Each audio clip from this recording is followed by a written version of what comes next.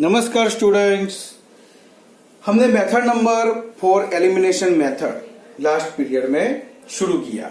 अब उसके इक्वेशंस में हम थोड़ा आगे बढ़ेंगे।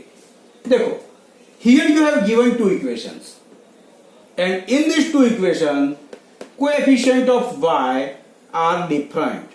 देखो साइन सेम है, साइन डिफरेंट है तो साइन डिफरेंट ही चाहिए, बट कोएफिशिएंट जो सेम होने चाहिए वो डिफरेंट है। तो क्या करेंगे? तो सिंपल, दोनों कोएफिशिएंट को हम इक्वल बनाने का ट्राई करेंगे और इक्वल बनाएंगे कैसे?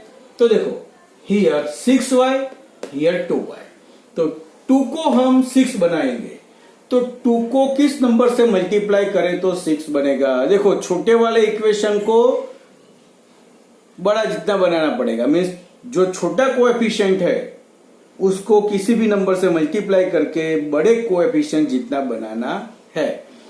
तो इसको 3 से मल्टीप्लाई करेंगे तो 6 बन जाएगा। तो इक्वेशन सेम हो गए, तो ऐसा लिखेंगे, multiply by 3 to equation number 2। Okay, equation 2 को हम 3 से मल्टीप्लाई करेंगे। क्यों 3 से किया? फिर से एक बार, 2 3 जा 6। Okay, so 3 in the bracket 3x minus 2y is equal to minus 14। 3 3 जा 9x माइनस 3 2 जा 6y is equal to minus 14 3 जा 42। Equation number 3। देखो, इक्वेशन 2 पर प्रोसेस करके इक्वेशन नंबर 3 बना। अब इक्वेशन नंबर 2 भूल जाओ, इक्वेशन 1 और इक्वेशन 3 देखो, तो कोएफिशिएंट इक्वल है। यस, तो start eliminate.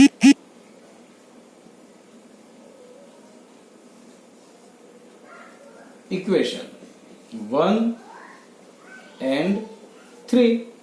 Okay, eliminate equation 1 and 3। Equation 1, 5x plus 6y is equal to 14. Equation 3, 9x minus 6y is equal to minus 42. देखो, ये प्लस 6y, ये माइनस 6y कट हो गया। 9x plus 5x 14x is equal to minus 42 plus 14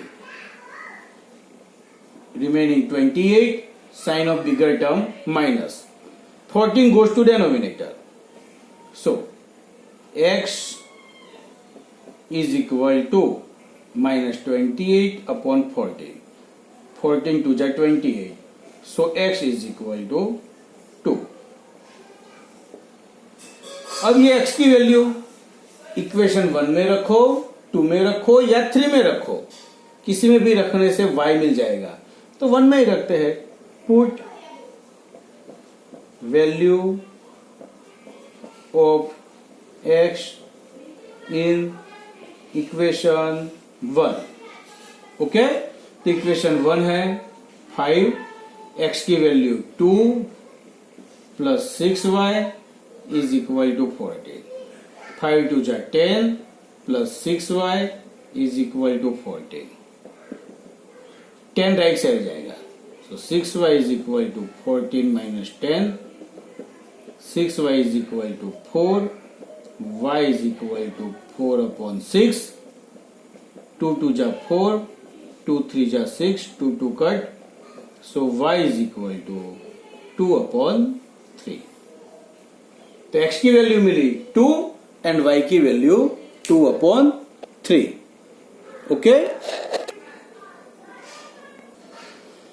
तो देखो बच्चों, इसमें different क्या था कि कोएफिशिएंट सेम होने चाहिए, वो सेम नहीं थे। तो इसको 3 से मल्टीप्लाई करके 6 लाया, दोनों 6 6 हो गए।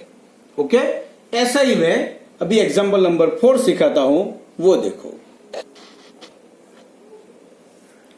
चलो बच्चों, हियर 2 इक्वेशंस। देखो, ये स्टैंडर्ड फॉर्म था। मैंने बोला था कि एलिमिनेशन मेथड में कांस्टेंट टर्म राइट साइड होना चाहिए, इसीलिए इक्वेशन नंबर 1 और 2 लिखा, इसमें 1 राइट साइड ले लिया, -1 हो गया, इक्वेशन 2 वैसा ही है। अब फिर से एक बार याद कर लो कि एलिमिनेशन मेथड करने के लिए साइन डिफरेंट चाहिए, कोएफिशिएंट इक्वल चाहिए, तो यहां पर कोएफिशिएंट इक्वल है नहीं है। आगे वाले सम में हमने क्या किया था, एक का कोएफिशिएंट 6 था और एक का 2 था, तो 2 को हमने 3 से मल्टीप्लाई किया तो 6 हो गया, और जो मल्टीप्लाई करो वो पूरे इक्वेशन को करना है। तो यहां 2 को मल्टीप्लाई करो कि 3 आए, होगा नहीं होगा।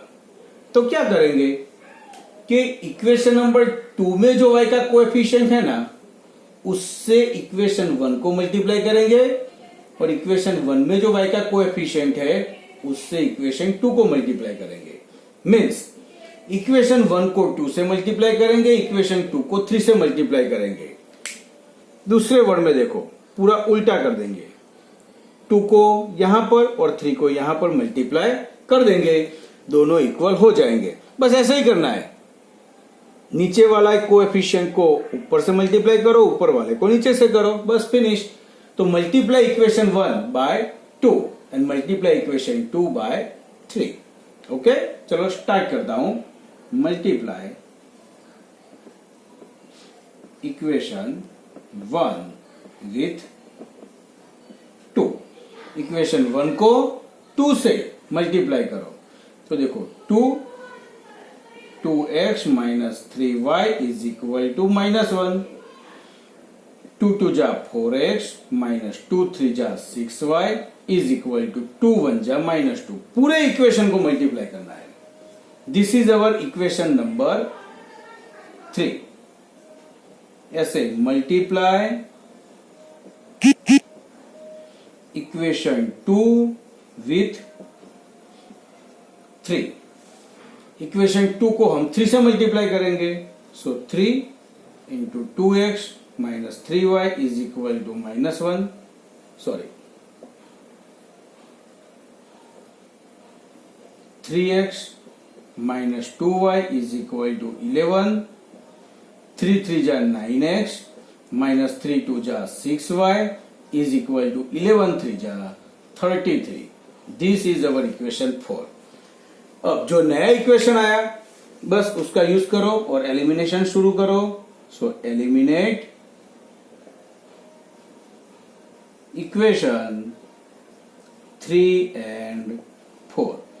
तो इक्वेशन 3 लिखते हैं, 4x minus 6y is equal to -2, 9x minus 6y is equal to 33। अब साइन डिफरेंट है इसलिए साइन हमें बदलनी पड़ेगी। तो देखो प्लस है वो माइनस कर दो, माइनस है वो प्लस कर दो, प्लस है वो माइनस कर दो, ये दोनों कट हो गए। -9x plus 4x different sign है, सब्सट्रैक्शन होगा 5x sign of bigger term is equal to -33 minus 2 -35। दोनों साइड माइनस है तो दोनों साइड प्लस हो जाएगा। 5x is equal to 35, 5 goes to denominator, so x is equal to 35 upon 5, so x is equal to 7। अब ये x की value हम इक्वेशन नंबर 1 में रखेंगे, बराबर, और y फाइंड करेंगे। इसके लिए मैं ये बीच वाले टर्म्स मिटा देता हूं।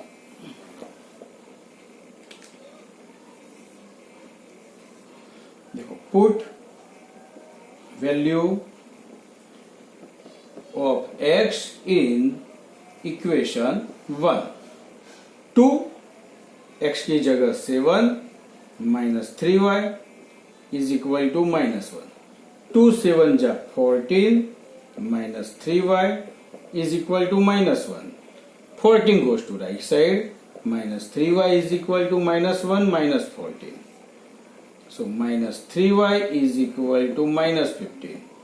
दोनों साइड में माइनस है, सो दोनों साइड प्लस हो जाएंगे। 3y is equal to 15, so y is equal to 15 upon 3, 3 5 जा 15, so y is equal to 5। तो x की वैल्यू मिली 7, y की वैल्यू मिली 5। Then we have solve this equations.